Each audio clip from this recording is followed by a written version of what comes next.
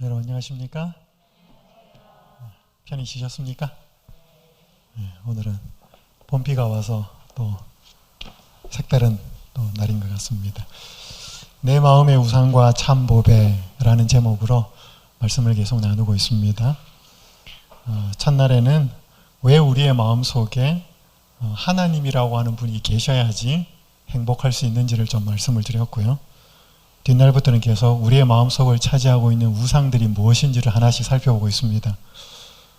두 번째 시간은 돈에 대해서 했습니다. 세 번째 시간에 있어서는 자녀에 대해서 이야기를 좀 했습니다. 어제 저녁에는 배우자 혹은 사랑하는 연인에 대해서 좀 말씀을 드렸습니다. 오늘 또 하나의 우리의 마음을 차지하고 있는 것은 명예, 인기, 다른 사람의 인정, 박수, 뭐 그런 것들입니다. 혹시 여러분 명예의 전당이라는 용어를 들어보신 적 있으십니까? 뭐 스포츠나 예술이나 어떤 탁월한 한 분야에서 업적을 남긴 사람들이 그들의 이름이나 또 그들이 가지고 있었던 물품들을 기념하기 위해서 설립된 기념관이나 단체나 모임을 가리킵니다. 주로 미국에서 시작되었습니다. 최근에는 일본, 한국, 많은 나라들에서 확산이 되고 있는데 영역도 다양해졌습니다. 마을을 빛낸 사람들, 그래서 마을의 명예의 전당도 있는 걸 제가 봤습니다. 기부를 많이 한 사람들, 또 봉사를 많이 한 사람들, 그런 사람들을 위한 명예의 전당이 있습니다. 엄청 유명한 사람이 아니어도 우리 모두는 살면서 소소하게 남들에게 인정받고 싶고 칭찬받고 싶고 그런 마음들을 갖고 있습니다. 근데 그게 너무 과도할 때는 그것 때문에 우리의 중심이 흔들릴 때가 있습니다. 여러분이 보시는 이 조각조각 신문 기사들은 에브라함 링컨이 1865년 4월 14일에 워싱턴 DC에 있는 한 극장에서 총에 맞습니다. 그리고 결국 돌아가시죠. 남북전쟁이 끝난 지 며칠 뒤였습니다. 그러면서 이제 그의 호주머니 안에 들어있던 것들을 다 이제 끄집어냈는데 안경도 있었고 수첩도 있었고 손수건도 있었고 이렇게 많았는데 이렇게 꼭이 구겨져 있는 신문 기사들이 그의 호주머니에서 나왔습니다. 그 사람들이 비서들이 살펴보니까 이게 뭔가 보니까 모두가 링컨 대통령과 그의 정책에 대하여 우호적인 기사들을 써놓았던 기사들을 꼭이 돼서 갖고 있었습니다. 그리고 이걸 얼마나 많이 펼쳐져 봤는지 모서리가 다 달았어요. 링컨 대통령은 정적이 많았습니다. 정치적인 적이. 이념이 다르고 사상이 다르고 정치 노선이 다르기 때문에 링컨 대통령이 했던 많은 업적 중에 하나가 여러분이 잘 아는 것처럼 노예 해방이었잖아요. 노예 해방을 반대한 사람들이 많았습니다. 왜냐하면 그 미국의 남쪽에 그 목화 밭, 그거는 노동력을 가지고 운영하는 곳이었기 때문에 흑인 노예들을 많이 데리고 있어야 운영이 되는 것이니까 당연히 백인들은 노예를 해방시키는 걸 원치 않았습니다. 그렇기 때문에 노예 해방을 원하는 사람들도 있었지만 원치 않는 사람들이 많은 상황 속에서 대단히 많은 비판과 비난 속에서 또 그 가운데 남북전쟁이 일어났기 때문에 비난을 엄청나게 많이 받았습니다. 그러는 가운데 그가 하고 있는 정책이나 또 그가 하고 있는 어떤 것들에 대해서 이거 잘한다 이런 건 옳다라고 기자들이 기사를 쓰면 뭐예요? 그걸 이렇게 잘라가지고 갖고 다녔다는 거예요. 그리고 힘들 때 막 비난하고 비판하고 그거 할 때마다 이거 펴놓고 뭐예요? 나에 대해서 이렇게 잘 호의적으로 우호적으로 생각하고 있는 사람들이 있지라고 하는 것으로 위로를 받으며 살았다는 거예요. 이게 지금 미국 의회 도서관에 보관이 되어 있습니다. 한 공연을 주관하는 한 사람이 이렇게 이야기를 했습니다. 공연과 무대는 화려하다. 그리고 공허하다. 이 널따란 간극을 위로하는 자리를 흔히 뒤풀이라고 한다. 무대 위와 아래가 업무 공간인 사람들에게 뒤풀이는 매우 중요하다. 기획 회의는 빠져도 뒤풀이는 절대 빠져서는 안 되는 게 관례다. 왜 그럴까? 무대 위 찰나의 쾌감 뒤에 찾아오는 허무함을 혼자서 견디기 너무 벅차니까. 그러니까 연극이든지 영화든지 무대에서 화려한 공연이 됐다가 관객들 쫙 빠져나가면 뭐예요? 일시에 조용한데 그걸 견딜 수가 없어가지고 뭐예요? 거기에 참여했던 사람들은 자기들끼리 모여서 뒤풀이 한다는 거예요. 부어라, 마셔라, 우리 어쨌지, 이거 좋았고 안 좋았고. 왜 그걸 하는가 하면 다 빠져나가고 혼자만 덩그러니 남아있으면 뭐예요? 그 공허함을, 그 간격이 너무 크니까 박수갈채와 뭐 조명과 모든 화려함 속에서 갑자기 조용해지는 그 상관의 갭이 너무 크니까 그걸 견딜 수가 없어서 그걸 중간에라도 좀 뭐예요? 무마시키고 하기 위해서 뒤풀이는 꼭 한다는 것입니다. 이 사람의 박수갈채 소리 뒤에 들어오는 공허함은 너무나 견딜 수 없다는 것이죠. 여러분 잘 아시는 배우죠? 미나리. 작년에 아카데미 시상식에서 여우조연상을 받았는데 올해는 또 이제 시상식을 하러 갔습니다. 인기가 막 올라갈 때 탤런트 강부자 씨가 전화를 걸었습니다. 예, 지금 세상이 온통 너 얘기로 너무 시끄러워 휩싸였어.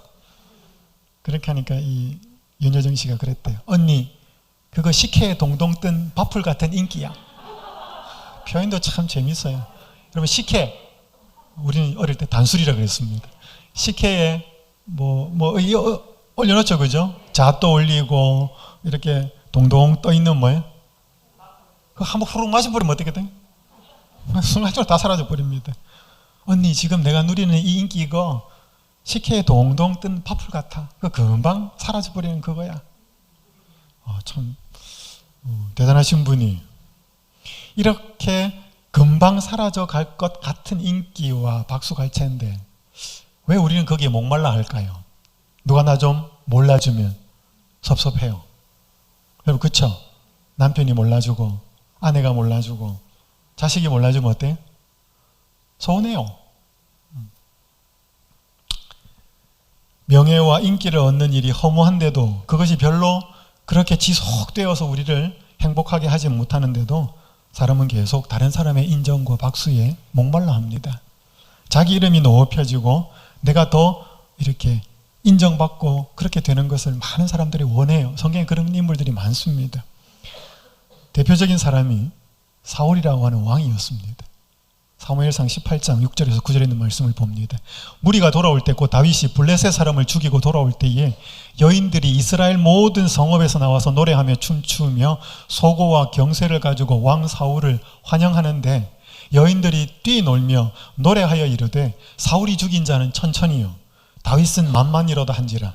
사울이 그 말에 불쾌하여 심히 노하여 이르되 다윗에게는 만만을 돌리고 내게는 천천만 돌리니 그가 더 얻을 것이 나라 말고 무엇이냐 하고 그날 후로 사울이 다윗을 주목하였더라. 사울은 왕이었습니다. 다윗은 장군이었고 블레셋과 전쟁을 하고 돌아오는데 여인들이 이제 막 환영을 하는 겁니다. 막 악기도 하고 막 춤도 추면서 뭐예요? 다윗이 죽인 자는 천천히고 만만히, 사울이 죽인 자는 천천히고 다윗이 죽인 자는 만만이다. 그래서 사울이 들었어요. 그럼 기분 좋을 리는 없죠. 10배나 다윗에게 영광을 돌리니까.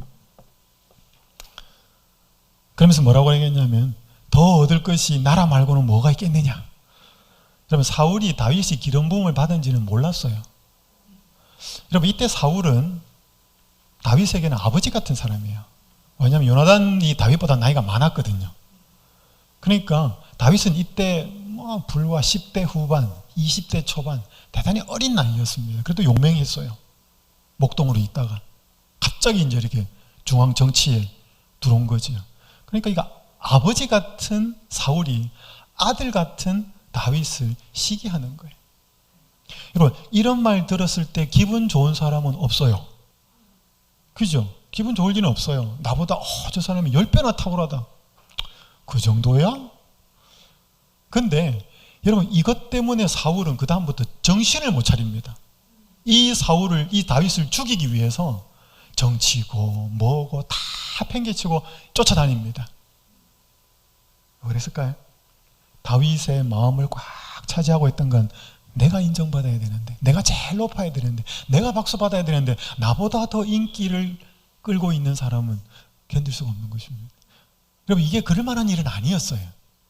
기분은 안 좋았습니다. 그죠? 기분은 좋지 않았지만 이렇게까지 할 필요는 없었습니다. 이것이 다윗의 삶을, 사울의 삶을 비참하게 만들었고 다윗도 수없이 고통을 당하게 되었습니다. 창세기 11장 4절에 바벨탑을 지을 때 이렇게 성경은 기록합니다. 또 말하되 자 성읍과 탑을 건설하여 그 탑 꼭대기를 하늘에 닿게 하여 우리 이름을 내고 온 지면에 흩어짐을 면하자 하였더니, 바벨탑 지을 때 뭐예요? 하나님은 생육하고 번성하라 흩어져 살라 그랬는데 탑 짓기 시작합니다.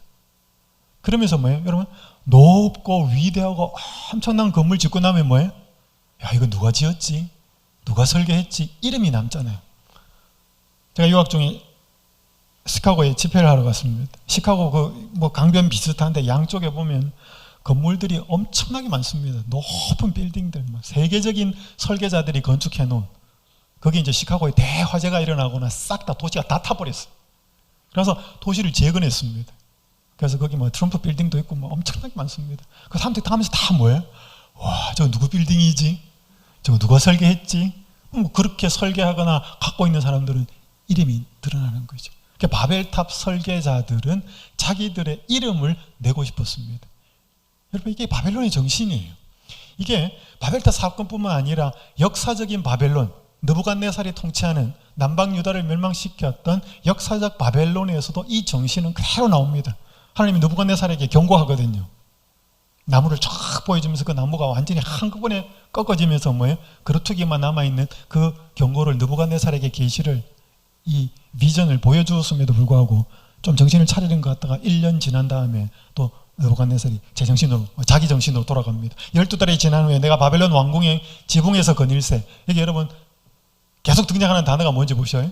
나 왕이 말하여 이르되 이 큰 바벨론은 내가 능력과 권세로 건설하여 나의 도성으로 삼고 이것으로 내 위엄의 영광을 나타낸 것이 아니냐 하였더니, 이 말이 아직도 나 왕의 입에 있을 때에 하늘에서 소리가 내려 이르되 느부갓네살 왕아 내게 말하노니 나라의 왕위가 너에게서 떠났느니라. 그래서 나중에 뭐예요? 짐승처럼 삽니다. 7년 동안. 다니엘서에 나와 있어요. 이게 계속 나오는 단어가 뭐예요? 내가 쫙 만들어 보고 나니까 뿌듯하거든요. 자기를 뭉 띄울 때 그가 짐승처럼 비참하게 7년을 살게 됩니다. 이게 역사적 바벨론에 남아있는 정신이었습니다. 이게 바벨탑 정신이 그대로 내려온 거예요. 마지막 요한계시록에 보면 마지막 시대의 영적 바벨론의 모습이 나옵니다. 계시록 18장 7절에 보면 그가 얼마나 자기를 영화롭게 하였으며 사치하였든지 그만큼 고통과 애통함으로 갚아주리라. 그가 마음에 이르기를 나는 여왕으로 앉은 자요 과부가 아니라 결단코 애통함을 당하지 아니하니, 자기를 여왕으로 요한계시록 17장과 18장은 마지막 때의 영적 바벨론에 대한 세력에 대한 이야기가 나옵니다. 이것도 뭐예요? 나는. 그러니까 바벨탑 정신, 역사적 바벨론, 영적 바벨론, 이 모든 특징이 전부 다 뭔가 하면 교만이고 자기예요. 여러분, 이게 그냥 시작된 게 아니고 이것이 바로 루시퍼, 사단에게서 나온 정신입니다. 이사야 14장 12절에서 14절, 너 아침의 아들 계명성이여 어찌 그리 하늘에서 떨어졌으며 너 열국을 엎은 자여 어찌 그리 땅에 찍혔는고, 내가 내 마음에 이르기를 내가 하늘에 올라 하나님의 뭇별 위에 내 자리를 높이리라. 내가 북극지폐의 산 위에 앉으리라. 가장 높은 구름에 올라 지극히 높은 이와 같아지리라.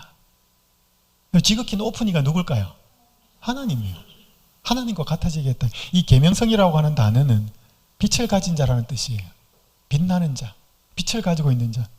그래서 루시퍼가 라틴어입니다. 여러분, 이 형광등 여러분 한 번씩 들어보셨을 거예요. 룩스라는 단어 들어보셨죠? 이 형광등이 얼마나 밝은지를 나타내는, 조도를 나타내는 게 룩스라 그래. 그 라틴어로 빛이라는 말이에요. 그 루시퍼는 빛을 가지고 있는 자라는 뜻입니다. 대단히 영광스러운 이름이었어요. 이걸 이제 킹 제임스 버전에서는 루시퍼, 할랄이라고 하는 단어를 킹 제임스 버전이 라틴어로 번역할 때 루시퍼라고 하는 단어를 썼어요. 그래서 그걸 킹 제임스 버전이 그대로 갖고 왔습니다. 그러면서 이제 다른 말에도 그냥 사탄을 표현하는 대명사로 그냥 루시퍼라고 하는 말을 씁니다. 나쁜 이름이 아니에요. 대단히 좋은 이름이에요. 빛을 가진 자, 아주 영광스러운 자, 이런 뜻입니다. 근데 그 존재가 마음에 이르기를 어느 날부터 뭐예요? 내가 저 지극히 높으신 자와 같아지겠다. 그의 마음속에 생기고, 여러분 이게 죄의 시작이에요. 그러니까 내가 나를 높이고 박수를 받고 싶고 인정받고 싶은 것은 이 뿌리가 어디까지 가는 거예요? 하늘까지 갑니다. 누구까지 가요? 루시퍼까지 갑니다. 이 사탄까지 가는 거예요. 그러니까 이거는 내가 뭐 조금 이렇게 겸손해야지 이게 아니고, 이거는 근본적으로 하나님이 좌정하고 있지 않으면 해결이 안 됩니다. 제가 목회를 할 때였습니다. 제 부끄러운 이야기를 하나 다 하겠습니다. 한 분이, 제가 목회를 하는 교회 근처에 삼육서울병원이 있었는데, 한 부부, 이제 할아버지는 군인이셨고, 두 부부가 이제 이렇게 투병 중에 이렇게 저희와 연결이 되었습니다. 삼육서울병원에서 치료를 받으시다가 돌아가셨어요. 그 이제 장례는 같이 치르고, 장례가 끝난 며칠 되고 할머니가 저한테 오셔가지고 고민을 이야기하셨어요. 목사님, 죽은 할아버지가 자꾸 꿈에 나타나고 자기를 자꾸 이렇게 콕 끌어안고, 침대를 이렇게 창문을 통해서 확 날아들어가지고 자기를 콕 끌어안고, 어떨 때는 이 꿈입니다. 저 이렇게 현관에 자기를 이렇게 팔짱을 끼고 탁 보고 있고, 너무 피곤하다는 거예요. 그래서 저보고 와서 기도를 좀 해달라는 거예요. 할아버지가 꿈에 안 나타나게. 이분이 이야기를 들어보니까 이유가 있어요.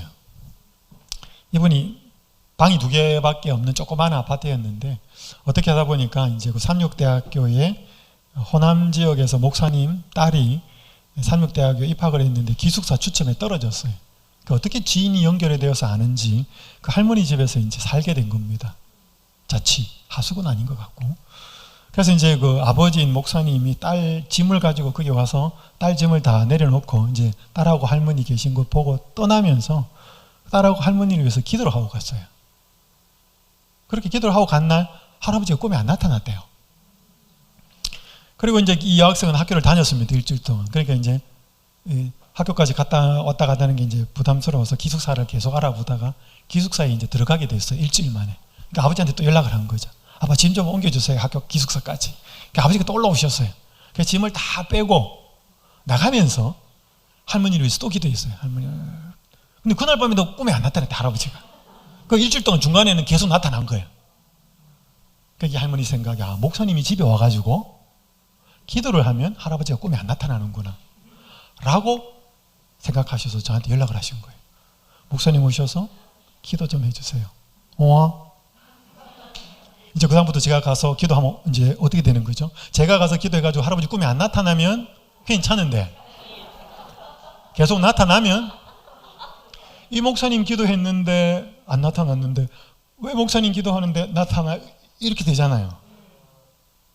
부담이 생기기 시작했습니다. 이제 가서 할머니 집에 가가지고 성경 공부를 조금 했습니다. 연세가 있으셔서 많이는 못하고 죽은 이후의 상태가 어떻는지 조금 공부하고 난 다음에 할머니 요청대로 간절하게 기도를 했습니다. 왔어요, 집에. 밤에 제가 잠이 안 와요. 할아버지가 꿈에 나타나실까 안 나타나실까. 제가 하나님께 뭐라 기도했냐면, 하나님, 할머니를 위해서 할아버지가 꿈에 안 나타나도록 해주시고, 저를 위해서도 할아버지가 꿈에 좀 안 나타나게 해주십시오. 저 이런 목사예요. 그 다음에 자고 일어나가지고 할머니한테 일찍 전화를 드렸습니다. 할머니, 할아버지 꿈에 나타나셨어요? 안 나타났어요? 안 나타났어요? 거기에 대한 대답은 여러분의 상상에 맡기겠습니다. 여러분, 우리가 뭐 교회 일도 하고 뭐 많은 일도 하면서 뭐 하나님을 위해서 일하는 것처럼 많이 이야기해요. 근데 그게 하나님 위해서 하는 게 아니고 대부분 자기 위해서 할 때가 많아요. 그냥 포장만 그래, 포장만. 하나님 이름으로 한다, 뭐 하나님 영광이고 하나님 뜻이고. 아니, 그게 내 뜻도 들어가 있고 내 영광도 들어가 있고 내 이름도 들어가 있는 게 얼마나 많은지 몰라요. 우린 태생이 그래요, 태생이. 우린 죄된 본성, 이 사탄이 타락하고 난 다음부터, 이 아담과 하와가 타락하고 난 다음부터 물려받은 죄된 본성의 태생이 뭐예요? 내를 높이게 돼 있어요.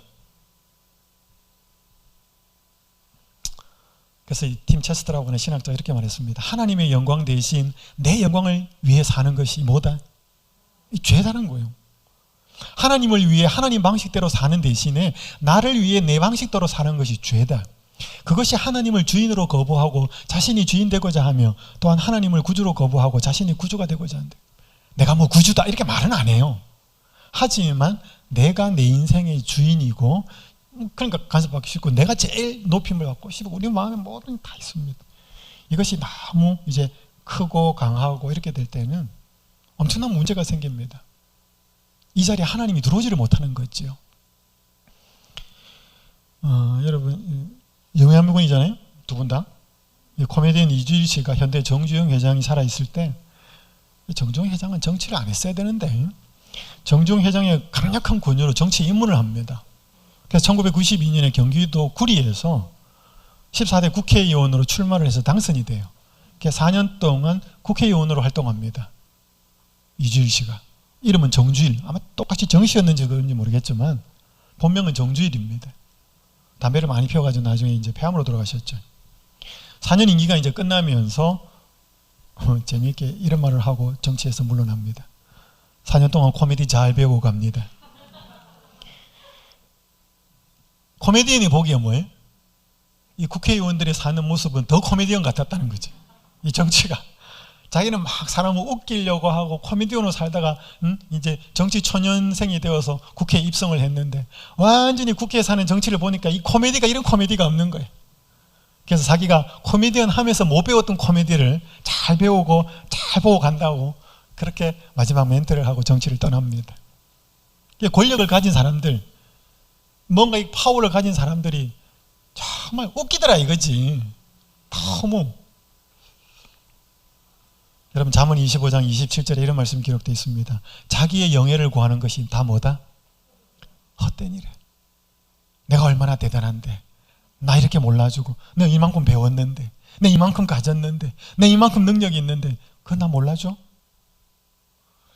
다 헛된 일이라는 거죠. 제가 이제 유학 중에 한 대학에서, 피츠버그라고 하는 대학에서 저희 이제 우리 교단이 하는 야영회가 있었습니다. 서부에서 있고 동부에서, 중동부 양에서 있는데 이제 저는 중동부 양에 이렇게 참석하게 되었습니다.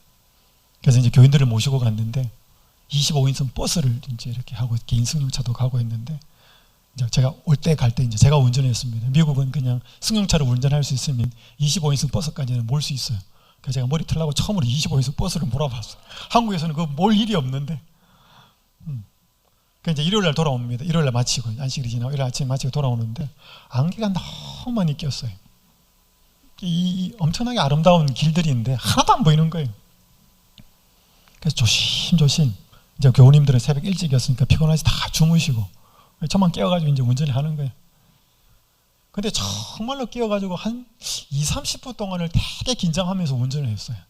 고개 하나를 딱 넘어서 내려가니까 쨍하게 진짜 그 자욱하던 안개가 한 방에 사라져 버린 거예요. 좀 너무 신기했어요, 그게. 아, 이게 안개처럼 사라진다는 말이 이런 말이구나. 진짜 운전하기가 부담스럽고 조심조심 했는데 딱 넘으니까 쫙 없어지는 그 상황이 되면서 제가 찬송가 가사가 하나가 생각이 났습니다. 주의 은혜 내가 받아 시온 백성 되는 때 세상 사람 비방에도 주를 찬송하겠네. 헛된 세상 모든 영화 뭐 같으니? 아침 안개 같으나 주의 자녀 받을 복은 영원 무궁하도다. 이게 순간적으로 생각나는 게, 아 진짜 이 화려해 이 세상에 있던 영화들이 왜 아침 안개 같다고 표현해 놓았는가? 진짜 햇빛 쫙 비추고 나서 순간적으로 딱 넘어버리니까 전부 다 사라지는 것을 보면서, 아 이게 세상 영화겠구나. 자, 그때 그 아침에 혼자서 막 감동받았습니다. 이 고든 맥도날드 목사님이 무너진 세계를 재건하라고 하는 책에서 이렇게 기록합니다. 영을 죽이는 데 있어, 사람이 성령 충만하는 데 있어서 가장 걸림돌이 되는 걸 이야기합니다. 영을 죽이는 데 있어서 사람들의 갈채에 중독되는 것보다 더 빠른 방법은 없다. 찬사를 받을 때 우리는 감사함으로 받은 후에 마음속에 그것이 머물러 곧 믿을 만한 사실이 되기 전에 버려야 한다. 여러분, 우리 잘했으면 사람들이 칭찬해요. 그죠? 어떻게 그거 하셨어요? 아유 감사합니다. 그렇게 말씀해 주시니 저도 참 행복합니다. 받으셔요. 받고 나서는 뭐예요? 돌아가가지고 맞지, 저 사람들 나 잘 평가했지. 그렇게 하지 말고 뭐예요? 그렇게 감사함으로 받고 그 다음부터는 뭐예요? 그거 버리라는 거예요. 그 계속 쥐고 자신이 뿌듯하게 생각하지 말고 그렇게 될 때는 우리의 영이 죽는다는 것입니다. 이 성령이 막힌다는 거예요. 거기에. 자, 우리 계속 살펴보고 있습니다. 우상에 관한 진리. 우상은 뭐 할 수 없다? 버릴 수 없다. 다른 대상, 참 보배이신 하나님으로 그 자리가 대체되어야 합니다. 자, 그러면 이제는 사람의 이름이 높여지기가 아니고 하나님의 이름이 높여지기를 원하는 사람들이 성경에도 있었고 지금도 있어요. 자, 요한복음 3장 침례요한 이야기를 좀 하겠습니다. 이게 요한의 제자 중에 한 유대인과 더불어 정결 예식에 대하여 변론이 되었더니 그들이 요한에게 가서 이르되 라삐여 선생님과 함께 요단강 저편에 있던 곧 선생님이 증언하시던 이가 침례를 베풀매 사람이 다 그에게로 가더이다. 여러분, 침례 요한이 요단강에서 예수님 보고 뭐라 그랬어요? 보라, 세상 죄를 지고 가는 하나님의 어린 양이로다. 그렇게 했어요. 자기가 주목을 시켰어요. 그 사람들이 거기 다 갔어요. 그 제자들이 침례도 주고 그러니까 뭐예요? 요한의 제자들이 이제 뭐예요? 할 일이 없어진 거예요. 이제 이게 뭐예요? 인기의 조류가 뭐예요? 이러다가 새롭게 떠오르는 뭐예요? 한 분이 촥 나오면 그 다 몰려가 버린 거예요. 그러니까 이 제자들이 요한에게 하는 말이 뭐예요? 사람이 다 그 예수님한테 가더이다. 여러분, 이 말은요 요한의 제자들의 말이었지만 사탄이 요한의 제자들을 통해서 요한을 시험한 거였습니다. 선생님, 이때까지 선생님이 공들여 놓은 게 얼마인데 어떻게 선생님 지금 이렇게 되겠어요? 이런 거예요 지금. 사탄이 그거를 이제 하나님 사업을 방해하기 위해서 제자들을 통해서 그 역사를 한 거예요. 여러분, 그때 요한이 뭐라 그래? 요한이 대답하여 이르되 만일 하늘에서 주신 바 아니면 사람이 아무것도 받을 수 없느니라. 내가 말한 바 나는 그리스도가 아니요 그의 앞에 보내심을 받은 자라고 한 것을 증언할 자는 너희니래. 신부를 취하는 자는 신랑이나 서서 신랑의 음성을 듣는 친구가 크게 기뻐하나니 나는 이러한 기쁨으로 충만하였노라. 그는 흥하여야 하겠고 나는 쇠하여야 하리라 하니라. 여러분, 요한은 자기의 정체성, 아이덴티티가 확실했습니다. 자기는 광야에서 외치는 자의 소리다.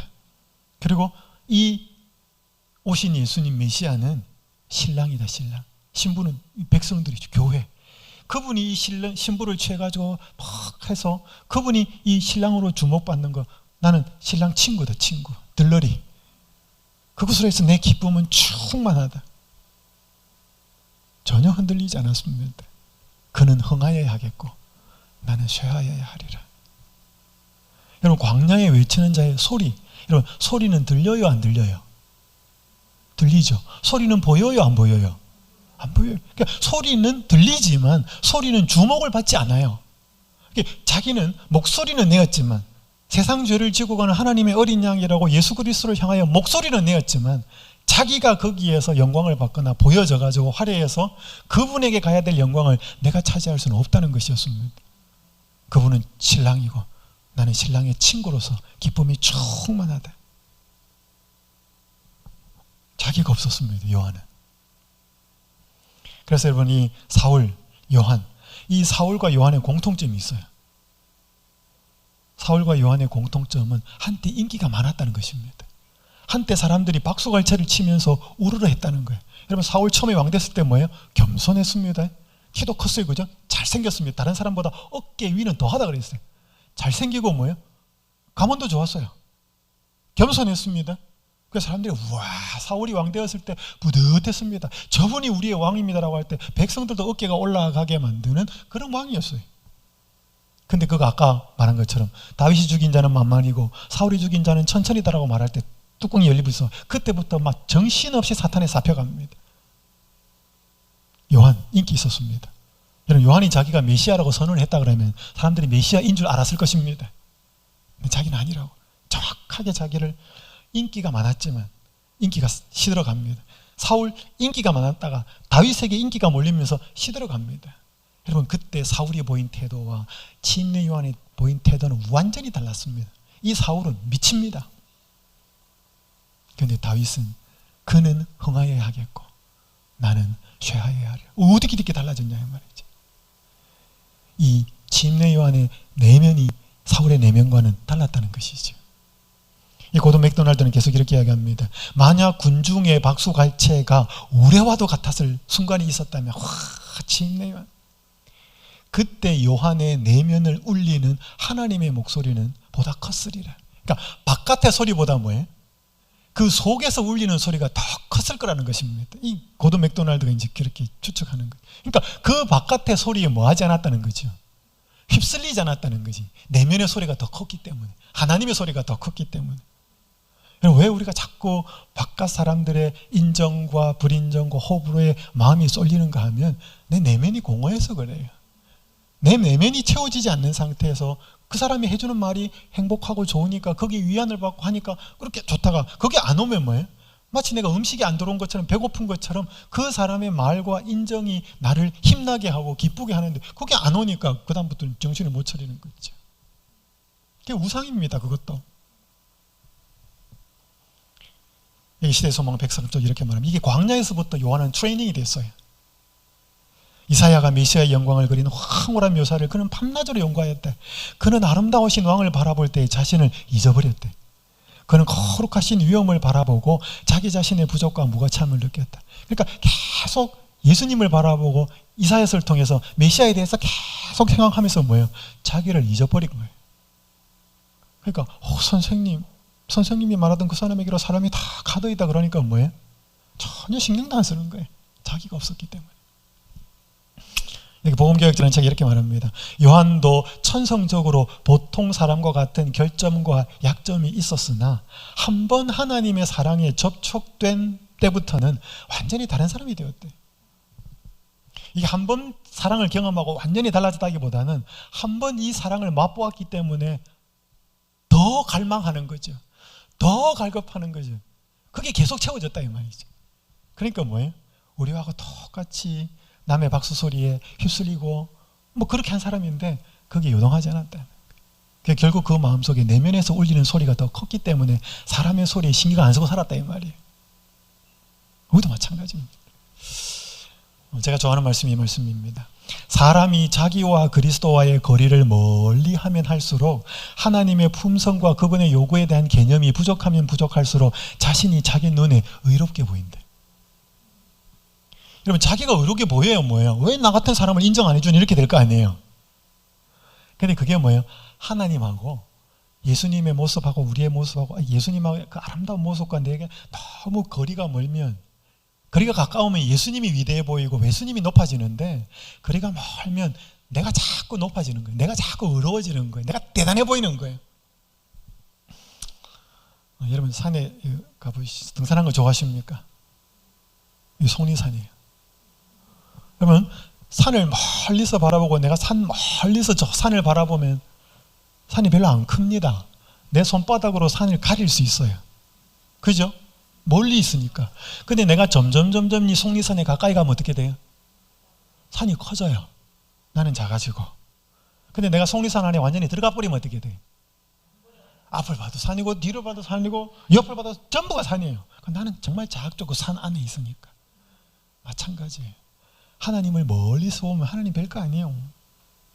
고운 모양도 없고 풍채도 없고 뭐 돈도 없는 것 같고 뭐 세상에 뭐 아무것도 없는 것 같아요. 근데 그분을 가까이 가면 가까이 갈수록요, 그분이 위대한 하나님이면서, 여러분, 많은 사람들이 자기가 얼마나 대단하다는 걸 과시하는 게 힘이라고 생각하는데, 여러분, 정말로 대단한 분이 그걸 과시 안 하는 게 더 대단한 거예요. 많이 가진 사람이 과시하는 거는 그건 당연한 거고 쉬운 거예요. 근데 만왕의 왕이시고 모든 것을 갖춘 분인데 그걸 전혀 드러내지 않는다. 많은 사람들은 뭐라 그럴까, 자기가 대단한 걸 확 드러내는 걸 힘이라고 생각하는데 그게 힘이 아니고, 진짜 절제는 뭐냐 하면 내가 그런 사람인데도 그렇지 않은, 그걸 드러내지 않는 힘이 훨씬 파워가 있는 거예요. 그래서 예수님께 나가면 예수님이 커지고 내가 자꾸 작아져요. 그래서 사람들이 나 무시하면 뭐예요? 그렇죠. 저는 그런 사람이에요. 저는 우리 선생님이 말한 것보다 저는 더 나쁜 사람이에요. 선생님이 말한 것보다 더 이기적인 사람이에요. 그 사람 어떻게 뭐라 하고 그러겠습니까? 자기 스스로가 그렇게 이해하고 있는데. 이건 절대로 여러분, 이거는 자존감이 낮아진 비참함이 아니에요. 그 영광에 비해서 뭐예요? 이 밝은 빛 가운데로 갈 때, 여러분 지금은 뭐 조명이 비슷하지만 제가 한 번은 이렇게 대학에 학생들을 위한 집회를 갔는데 강당에서 그 완전히 무대 위에 스테이지 위에 연극 무대처럼 불은 다 꺼버리고 딱 조명을 저한테만 비추는 거예요. 이거 깜깜해요. 그러니까 약간씩 이렇게 이제 사람들이 이렇게 희미하게 보이는 상황이고, 저는 뭐예요? 이렇게 하다가 한 번씩 보면 뭐예요? 그 조명이 저한테만 쫙 비치니까 제가 얼마나 밝게 보이겠어, 그 사람들한테. 자기는 다 깜깜한 데 있고 저 혼자 하면 있고. 우리가 점점 밝은 빛 가운데로 가면 내가 어떤 옷에 먼지가 머무르고 더 밝게 보이는 것처럼 밝은 빛 대신 빛이신 예수님에게 더 가까이 가면 내 자신의 죄된 모습이 훨씬 더 잘 드러나요. 그런 사람은 자기를 높일 수가 없어요. 결국 자기를 높이거나 자기의 사람의 인정에 목말라 하는 사람은 예수님과 멀다는 거예요. 그게 내 신으로 되어 있는 것이니까. 그런데 여러분, 침례요한 흔들립니다. 한번 그렇게 그는 흥하여야 하겠고 나는 쉬어야 하리라고 했는 그 침례요한이 흔들립니다. 언제 흔들리는가 하면 감옥에 갇혀요. 그 헤로디아하고 그 이제 지적하는 바람에 뭐예요? 갇혀요. 근데 예수님이 한 번도 찾아가질 않아요. 가가지고 뭐예요? 여러분, 예수님하고 침례요한은 사촌이에요. 침례요한이 6개월 먼저 태어난 사촌 형이에요. 인간적으로라도 한번 찾아가야 돼. 감옥에 갇혔으니까. 사식이라도 좀 넣어주고 뭐예요? 형님 힘들죠? 말이라도 한마디. 한 번도 안 갑니다. 여러분, 요한은 한 번도 기적을 행하지 않았어요. 예수님이 기적을 행한 것도 보지도 못했어요. 듣기만 들었지. 요한이 옥에서 그리스도께서 하신 일을 듣고 제자들을 보내어 예수께 여짜오되, 이 말은 참 가슴 아픈 말이, 오실 그이가 당신이오니까 우리가 다른 일을 기다리오리까? 의심이 생겼어요. 여러분, 사람이 언제 의심이 생기는가 하면, 하나님이 살아계신가? 하나님이 살아계시면 내 인생을 이렇게 하면 안 되지. 내가 이렇게 힘든데, 이렇게 기도 드리는데 기도 응답도 안 하시고, 도대체 요한이 만약에 예수님이 찾아와가지고 막 힘내, 힘들지, 위로라도 하고 있으면 뭐예요? 듣고 보고 했으면 의심이 안 됐을 거예요. 그런데 자기가 힘든데 아무런 찾아오지도 않고 말도 없고 그냥 바깥에서 들리는 소문은 기적도 행하고 많은 사람들이 거기 모여서 말씀도 듣고 한다 그러는데 뭐예요? 자기는 공허해지는 거예요, 이제. 그래서 제자들 불러가지고 예수님한테 보냅니다. 질문을 시키는 거예요. 오실 그이가 당신 맞습니까? 이 그이라는 말은 메시아라는 말이에요. 오리라고 한 메시아가 당신 맞습니까? 아니면 우리가 딴 사람을 기다려야 됩니까? 이렇게 물어요. 보라, 세상 죄를 지고 가는 하나님의 어린 양이로다라고 말했던 그 침례요한이 흔들려요. 그런데 여러분, 예수님이 뭐라고 대답해요? 제자들한테? 침례요한 흔들렸나? 걔 왜 그러지? 그 형 왜 그러지? 나 메시아 맞는데? 내 메시아 맞다고 전해라. 그 한마디면 얼마나 좋아요. 그렇게 안 해요.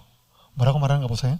너희는 가서 듣고 보는 것을 요한에게 알리되, 맹인이 보며 못 걷는 사람이 걸으며 나병한 자가 깨끗함을 받으며 못 듣는 자가 들으며 죽은 자가 살아나며 가난한 자에게 복음이 전파된다고 하라. 도대체 이게 무슨 말이에요? 누구든지 나로 말미암아 실족하지 아니하는 자는 복이 있다. 예수님 금방 대답도 안 해요. 하루 종일 거기에서 그대로 찾아오는 환자들 고치고 말씀 들으러 오는 사람들 말씀 가르치고 하루 종일 있다가 이제 침례요한 제자들한테 오늘 너희가 본 그대로 가서 전해라, 너희 선생한테. 그래요. 이게 무슨 의미였을까요? 그러니까 전했겠죠. 예수님, 선생님, 예수님한테 찾아가서 이렇게 선생님 질문을 했는데 별 말이 없대요. 근데 계속 병자들 고치고 말씀 전하고 그렇게 하다가 얼마 전에 우리가 이렇게 한 거 선생님한테 다 전하라 그러대요. 왜 전한 거예요? 그러면 침례요한이 그때 뭘 들었을까요? 그때 침례요한은 이사야서가 생각났습니다. 주 여호와의 영이 내게 내리셨으니 이는 여호와께서 내게 기름을 부으사 가난한 자에게 아름다운 복을 전하게 하려 하심이라. 나를 보내사 마음이 상한 자를 고치며 포로된 자에게 자유를, 갇힌 자에게 노임을 선포하며 여호와의 은혜의 해와 우리 하나님의 보복의 날을 선포하여 모든 슬픈 자를 위로하되. 이 이사야 61장 1절 2절은 메시아가 오면 무슨 일을 하게 될 것인지에 대한 예언이에요. 이사야는 광야에서 아까 이야기했잖아요. 이 침례요한은 광야에서 이사야서를 많이 연구했거든요. 그러니까 메시아가 오면 무슨 일을 할 것이라고 하는 게 머릿속에 들어가 있어요. 그러니까 예수님이 행하신 그 모든 일이 뭐예요? 메시아가 오면 할 거라고 한 일을 한 거예요. 그리고 전하라 그랬어요. 네 본 그대로. 그러니까 침례요한은 감옥에서 듣고 있다면 뭐예요? 메시아 맞네. 그러니까 메시아에 대해서 흔들렸는데 예수님이 내가 메시아라고 말을 한 게 아니고 메시아가 오면 무엇을 할 것이라고 기록된 성경 말씀을 깨닫게 하셨다 이 말이에요. 그러니까 침례요한이 치유가 됩니다. 뭐로 치유가 돼요? 말씀으로 치유가 되는 거예요. 그분의 입술에서 나올 말씀이 아니라 기록된 말씀을 통해서 침례요한은 의심이 해소가 됩니다. 이게 예수님의 방법이에요. 지금도 마찬가지예요. 여러분이 뭐 몸이 불편하고 힘들고 어려울 때 뭐예요? 기도 딱 할 때 아무개야 이렇게 하면서 귀에 탁 그분의 음성을 들려주면 얼마나 좋아. 모든 문제 다 해결될 것 같은데 하나님 그렇게 하지 않는다니까요. 우리로 하여금 기록된 66권의 성경으로 우리를 돌아가게 합니다. 거기서 오늘 우리의 문제와 원인과 해답도 찾을 수 있게 하셔요. 이게 예수님의 방법이에요. 그 이후로부터는 침례는 흔들리지 않습니다. 그리고 침례요한은 감옥에서 죽어요. 그 얘기는 좀 뒤에 하겠습니다. 한 이야기를 더 이제 마무리하겠습니다. 그래서 결국 오늘 우리의 마음속에 사람의 인정과 내 뜻이 이루어져서 행복해지고 하는 모든 것들은 그걸 갈망하는 마음은 내 속에 마땅히 주인으로 계셔야 될 예수님과 하나님이 좌정하지 않기 때문에 그런 것입니다. 우상이에요. 이 한국교회사의 아름다운 이야기가 있습니다. 제가 이 기사를 읽고 책에서 보고 참 감동적이었습니다. 이 재림교회 이야기는 아닙니다. 한국 개신교회 역사에 일어난 이야기. 이 조덕삼이라고 하는 양반이에요. 오른쪽에 있는 분. 이자익이라고 하는 이분은 머슴이에요. 이 조덕삼은 전라북도 김제에서 큰 부자였습니다. 그의 집에 어느 날 경상남도 남해를 떠나서 멀리 김제까지 일자리를 찾기 위해서 온 17살 이자익이 일을 찾다가 총명해 보이고 똘똘해서 이 조덕삼 씨가 자기의 말을 끄는 마부로 채용을 합니다. 그때 이 조덕삼 씨가 그 지역에 파송 나온 테이트라고 하는 선교사를 통해서 기독교 진리를 받아들입니다. 그리고 자기 집을 내놔요. 교회로. 그러면서 1905년에 자기 집 사랑채를 내어주어서 그 사랑채에서 금산교회가 시작됩니다. 보니까 이 자익이 똘똘해요. 그래서 보니까 총명하고 해서 천자문을 가리키고 그 다음에 예수님을 소개해서 예수님을 믿게 합니다. 그러면서 이 조덕삼과 이 자익이 그 금산교회의 주축 멤버가 됩니다. 뭐 조덕삼 씨는 당연히 주축 멤버가 되는데 나이 차이도 꽤 났어. 15살 차이였습니다. 근데 그 당시 이 교회에는 영수라고 하는 직분이 있었나 봐요. 장로, 영수, 집사. 지금은 그거 없어요. 그래서 행정도 하고 설교도 하는 그런 직책이 있었나 봐요. 그래서 1907년에 2년 후에 이 금산교회가 영수라고 하는 직분을 뽑기 위해서 죄송합니다. 영수, 두 사람이 다 영수가 되었습니다. 근데 이제 장로를 뽑기 위해서 이제 이렇게 교인들이 선거위원회 같은 게 투표를 한 겁니다. 이때 이자익은 26살, 조덕삼 씨는 41살, 한 사람은 양반, 지주, 한 사람은 머슴, 마부. 보통 누가 될 것 같아요, 장로가? 뭐 장로가 나이에 따라 되는 것도 아니고 직업에 따라 되는 것은 아니지만 그래도 동양의 한국 사회의 전통에 의하면 그 무시 못 하잖아요. 근데 이자익 씨가 장로가 돼요. 그러면 조덕삼 씨가 봐요. 자기가 데리고 있는 머슴이에요. 마부. 15살이 자가. 그럼 어떤 마음이겠어요, 그러면? 요즘에 교인들 희한하다. 돈이 어디서 나오는지를 잘 모르는가 보다. 뭐 어쨌든 간에 이 조덕삼 씨가 이렇게 고백합니다. 우리 금산교회 성도들이 참으로 훌륭한 일을 해냈습니다. 이자익 영수가 저보다 더 열심입니다. 사랑하는 성도 여러분, 이자익 장로님을 모시고 우리 잘해봅시다. 조금 더 시기하지 않습니다.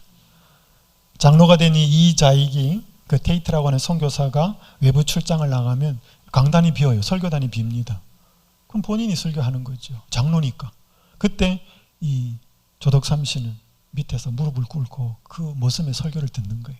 그리고 집으로 돌아가면 이 자익 씨는 또 조덕삼 씨를 아주 주인으로 깍듯하게 모시고.